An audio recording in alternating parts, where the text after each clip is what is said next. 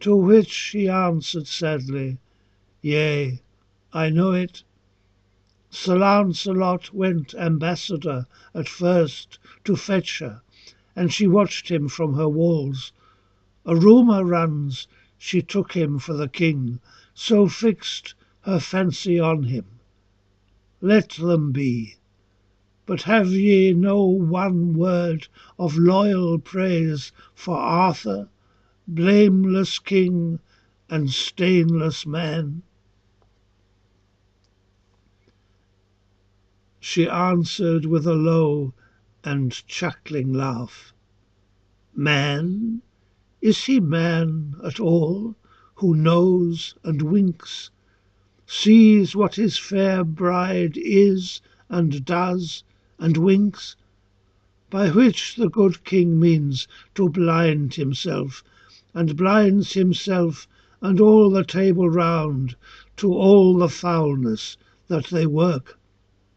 Myself could call him, were it not for womanhood, the pretty popular name such manhood earns, could call him the main cause of all their crime. Yea, were he not crowned king, coward and fool. Then Merlin to his own heart, loathing, said, O true and tender, O my liege and king, O selfless man and stainless gentleman, who wouldst against thine own eye-witness fain have all men true and leal, all women pure, how in the mouths of base interpreters, from over-fineness not intelligible to things with every sense as false and foul as the poached filth that floods the middle street, is thy white blamelessness accounted blame. But Vivien, deeming Merlin overborne by instance, recommenced, and let her tongue rage like a fire among the noblest names, polluting and imputing her whole self, defaming and defacing, till she left not even Lancelot brave, nor Galahad clean. Her words had issue other than she willed. He dragged his eyebrow bushes down, and made a snowy penthouse for his hollow eyes, and muttered in himself, Tell her the charm. So if she had it, would she rail on me to snare the next, and if she have it not, so will she rail. What did the wanton say? Not mount as high, we scarce can sink as low. For men at most differ as heaven and earth, but women worst and best as heaven and hell.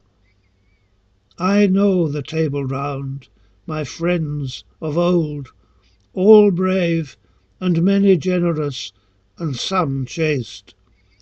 She cloaks the scar of some repulse with lies. I well believe she tempted them and failed, being so bitter. For fine plots may fail, though harlots paint their talk as well as face with colours of the heart that are not theirs. I will not let her know. 9 tithes of times face flatterer and backbiter are the same.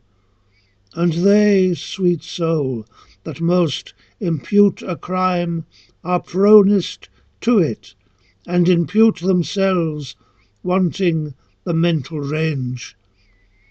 Or low desire not to feel lowest makes them level all. Yea, they would pare the mountain to the plain to leave an equal baseness. And in this are harlots like the crowd, that if they find some stain or blemish in a name of note, not grieving that their greatest are so small, inflate themselves with some insane delight, and judge all nature from her feet of clay, without the will to lift their eyes and see her godlike head crowned with spiritual fire and touching other worlds. I am weary of her.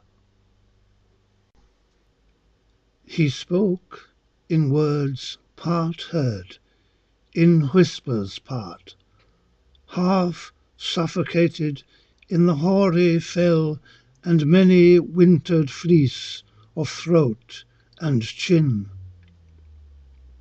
But Vivien, gathering somewhat of his mood, and hearing harlot muttered twice or thrice, leapt from her session on his lap, and stood stiff as a viper frozen.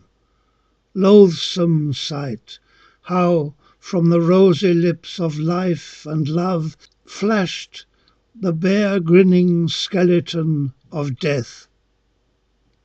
White was her cheek, sharp breaths of anger puffed her fairy nostril out, her hand half clenched went faltering sideways downward to her belt, and feeling, had she found a dagger there, for in a wink the false love turns to hate, she would have stabbed him. But she found it not. His eye was calm, and suddenly she took to bitter weeping like a beaten child, a long, long weeping, not consolable. Then her false voice made way, broken with sobs,